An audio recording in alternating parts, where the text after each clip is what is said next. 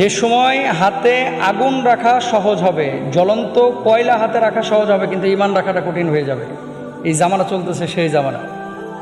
আল্লাহ রাসূল সাল্লাল্লাহু আলাইহি ওয়াসাল্লাম কি বলছেন খেয়াল করেন, লা ইয়াকুনান্না মিন উম্মতি আকওয়ামুন ইস্তাহিল্লুনা আল হিরা ওয়াল হারিরা ওয়াল খামরা ওয়াল মাআজিফ। আমার উম্মতের মধ্যে এক শ্রেণীর উম্মত আছে যে উম্মতরা বের হবে যারা জেনা ব্যভিচারকে হালাল মনে করবে, গান বাজনাকে হালাল মনে করবে, মদ নেশা জাতীয় জিনিসগুলোকে হালাল মনে করবে। এই জামানাটা হচ্ছে সেই জামানা।